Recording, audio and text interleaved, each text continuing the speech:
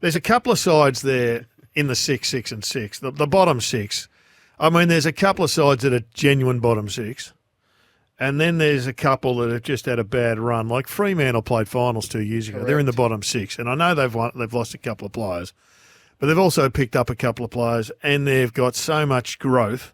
And I think they grew really exponentially in the last month, where they're a tough bottom 6 side if you get. The Tigers are a tough bottom 6 side. And the Gold Coast, I mean, a lot of people have the Gold Coast playing in the 8. But if you've got them as your bottom 6 side, that's a tough call. And some would say Richmond are a tough bottom 6 side as well, depending on who you speak to. Do you want me to start with the winners or the losers? I can be accused of being negative. So, let's go positive then. All right, let's go positive. Well, the Blues are the big winners. They are the number one biggest winner out of this fixture, and rightly so. No complaints from me. 9 games at the MCG. They feature on Thursday or Friday night in 8 of the first 16 rounds. They played Collingwood, Port, Geelong, GWS and North twice. But in the past, the AFL's been sucked into giving them a lot of prime 2018, time they gave them way too many, about 8 or 9. Didn't deliver. And I think that might have been the catalyst for the rolling fixture in the end, that year with what the Blues did. So I think they'll be able to live up to it. A strong Carlton is a strong game. Love what they did last year. They deserve it. And I look forward to seeing them on our screens many, many times on Thursday and Friday. And that's up until round 16, so they may end up with, 11 or 12 prime time slots on Thursday or Friday. So Blues fans, you're in for an enjoyable year. How'd you read the hedging of the bets on the Thursday night games? Yeah, I read it exactly the way you read it. It is up to the broadcaster and what sort of figure they get with the average TV ratings. If it's big, I mean, he gave us 3 factors, and included in those 3 factors wasn't the ratings. I mean, that would be the number one factor, I would have thought. So, well, he did mention the TV broadcaster. I mean, ultimately, the 5-day breaks for clubs, they may be used up, yet they may be prevented from in some ways producing, a top 4 side at that stage if they've done it. But there's flexibility there. I suspect we'll see a couple more. Winner number 2 is Gold Coast. Honestly, they get the biggest free kick of any team. The only team to get double-up games against North and West Coast. So that's 4 wins, I think, before you even start with just how far back North and West Coast are starting from. I know we say who knows who's going to be strong and weak, but it'd be unusual for North and West Coast to bounce back so strongly in just 1 year. 16th easiest draw according to AFL.com. They're given the bonus of the opening round against Richmond. And with this draw, there is no way this team does not play finals for the first time. So on the back of this, take that to the bank. They're in permanent texter. I've got my Sharpie out. Gold Coast are one of the 8 teams who will play finals. And if they don't, it's going to be an absolute disaster for the new coach, Damien Harbeck. And winner number 3 is the Cats. So the AFL was clearly already sick of Geelong not featuring in finals. So they've been gifted the 4th easiest draw. Right. With favourable games, double-up games against Carlton, St Kilda, Western Bulldogs, Adelaide, Hawthorn and North Melbourne. They play 9 games at the new GMHBA Stadium, which we know has got an increased capacity, meaning it's going to be more intimidating for visiting teams. No one wins there. So they got 9 games there. They got Hawthorn and North twice.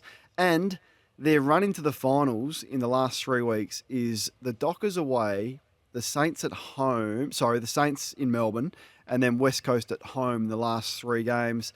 They've got 3 Friday night games, 1 Thursday night game. A very nice fixture for the Geelong Football Club. Okay, they're another winner. They're a winner, right? Let's get to the losers. How do you go past West Coast? Now, no complaints here. They got what they deserved, but they have the most irrelevant fixture you've ever seen. No Thursday games, no Friday games, only 1 game at the MCG, Gerard.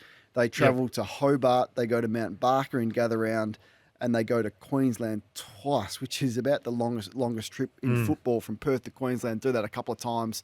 But you're not going to hear a complaint from me. It's just the fact of life that when you perform poorly, you don't get the reward with a fixture. So they're going to have to work their way back before we see the once powerful and mighty West Coast Eagles with a relevant fixture again.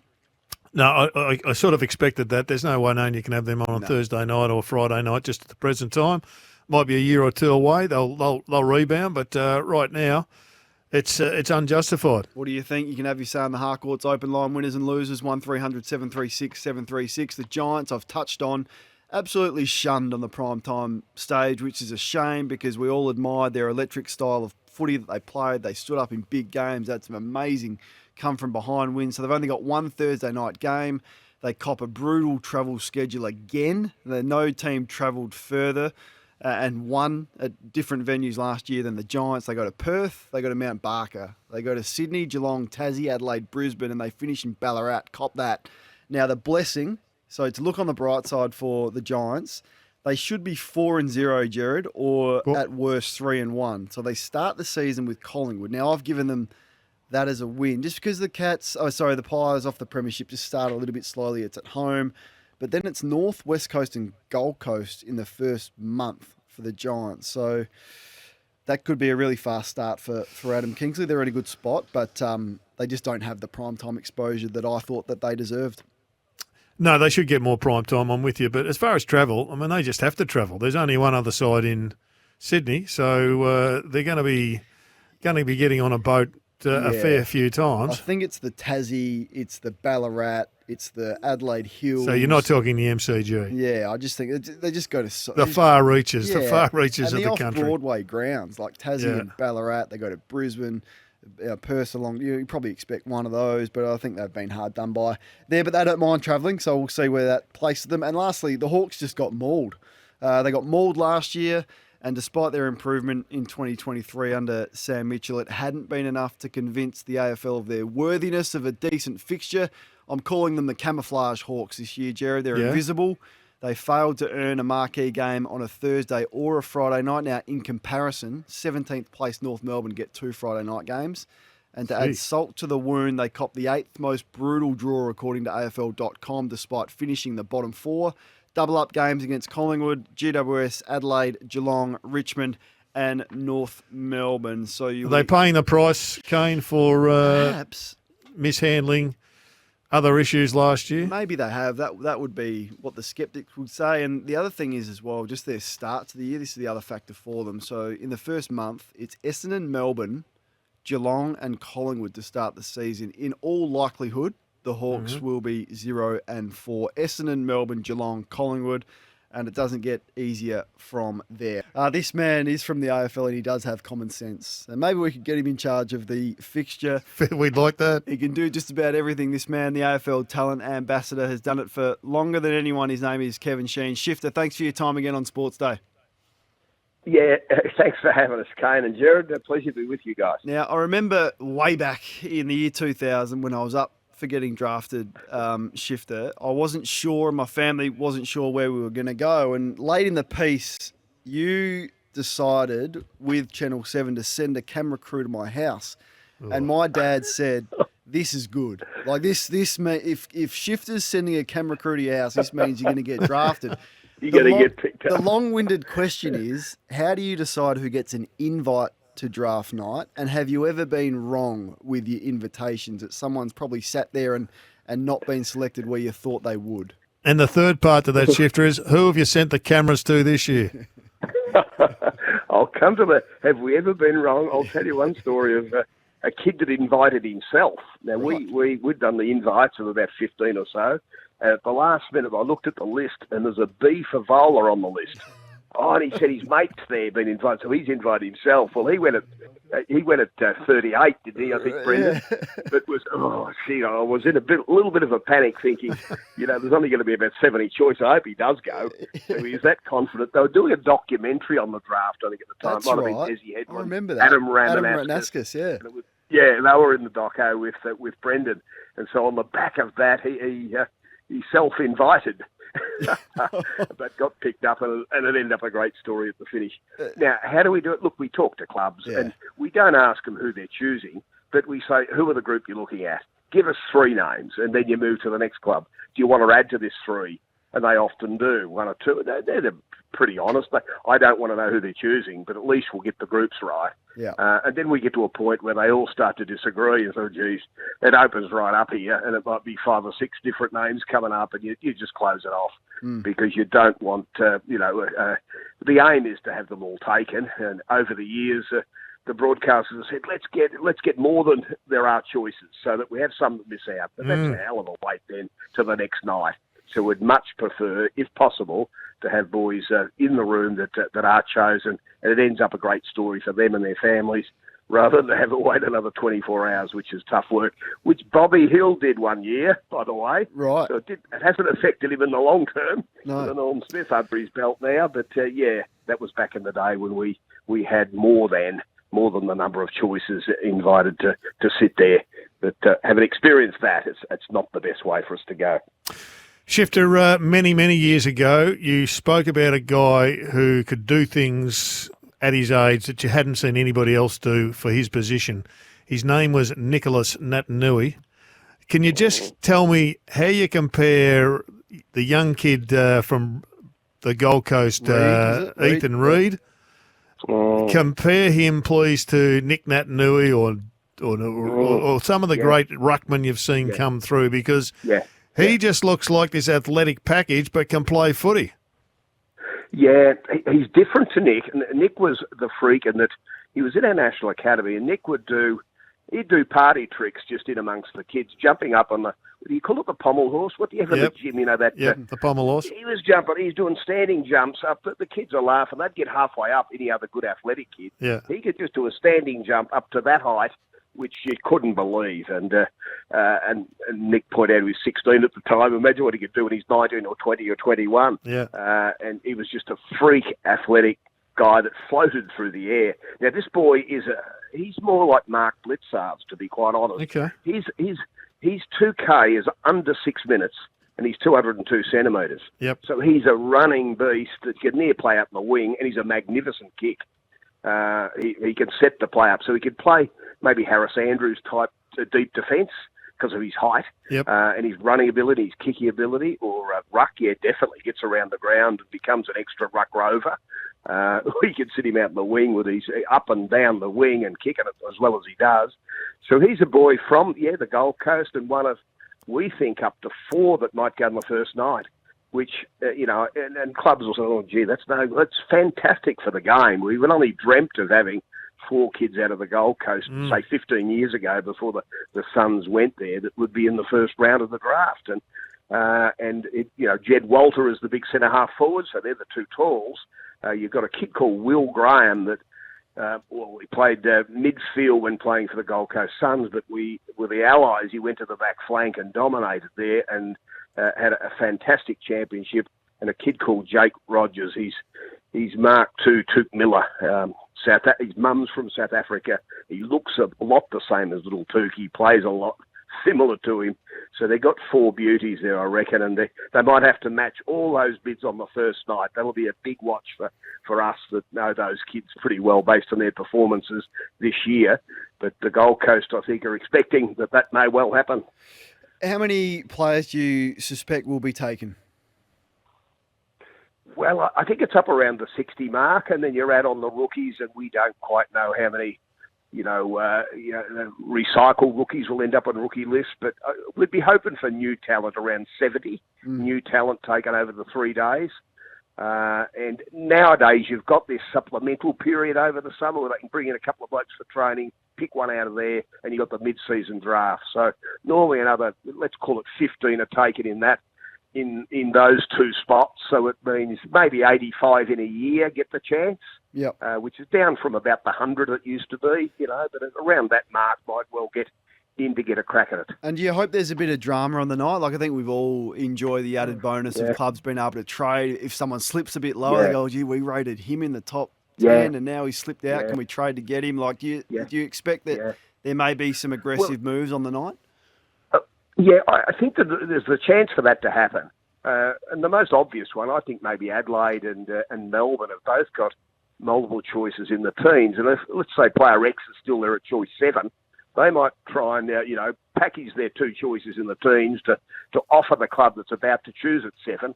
You can have my 2 if I can get up to there, because I like that. But I didn't think he'd still be there. It's that type of thing. That might even happen later in the teens or even in the 20s, where you package one up, give 2 for 1 to get up the board a wee bit.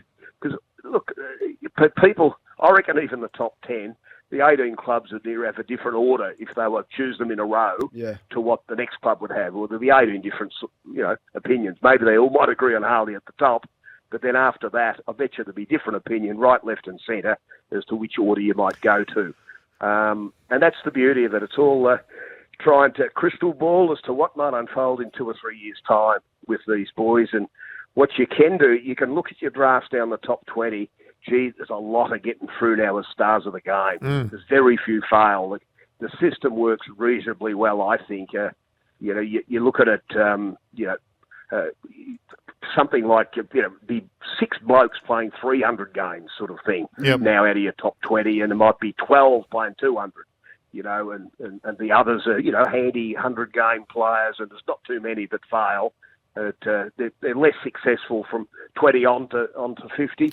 They'd be half as successful, in fact, if you look back over the last, say, 10 years. Shifter, I want you to tell me who your smoky is. I used to ask that of Glenn Luff when he worked for us on Sports Day years ago.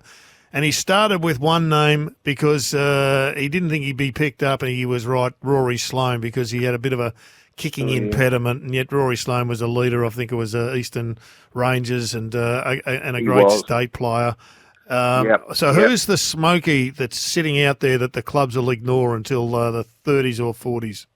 Oh yeah, so the 30s or 40s. Well, I might go for one that I've only seen play live once, and his brother's already in the AFL, and is a young star out at Hawthorn. His name's Tao Giaf. Okay. He's a Sudanese boy. Yep. Couldn't get a game early in the year at Gippsland Power. It just wasn't seen in the first 6 or 8 weeks. And then when the Nationals are on and the best kids are away, that's us watching all that.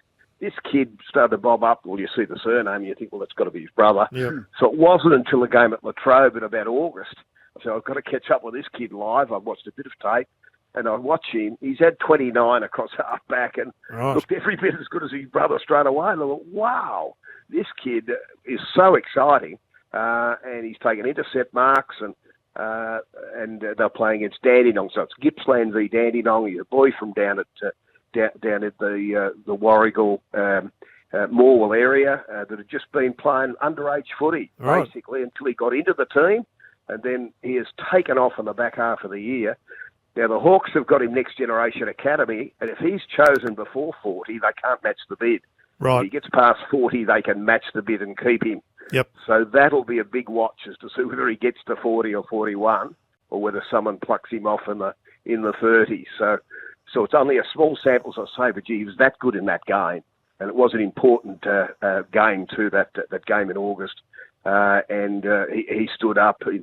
Brilliant fellow. Noticed his brother there, watched him that day as well, but he put on a clinic that day, and I thought, geez, I've seen one with just one appearance to go and see a boy like that, and I won't forget the game he played. And another young ruckman from Adelaide, a kid called Goad, I think, has it just seems to have come from the clouds. Have you spotted him much? Yeah. Oh, yeah.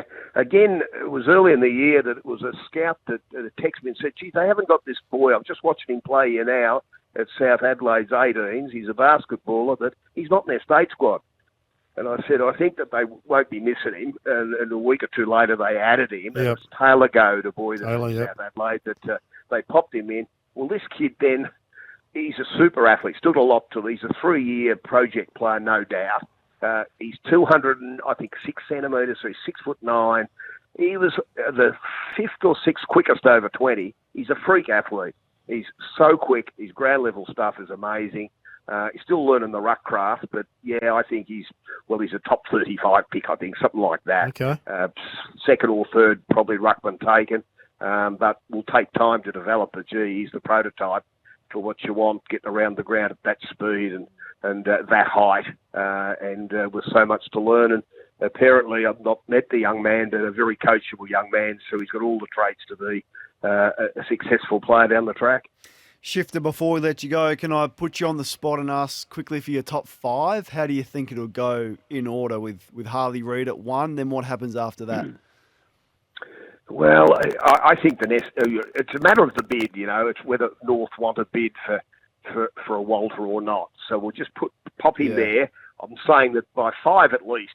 If the others, North haven't bid, well, someone will. Well, you're not getting that cheap. Yeah. But the other 2 boys expected to be very early. The McKercher from Tassie, a Launceston kid, left footer. I think he's a bit like a Zachy Merritt.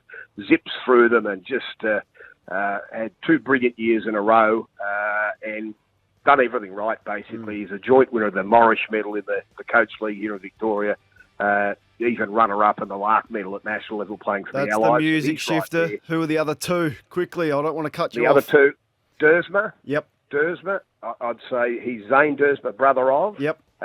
Daniel Curtin and Walter. All right. Daniel Curtin's the centre half back from WA, and then Jed Walter, the big kid from the Gold Coast. Outstanding. So Can't wait for Monday runners. night, Shifter. We appreciate your time as always. Kevin Shifter Sheehan with the good oil for Cobram Estate.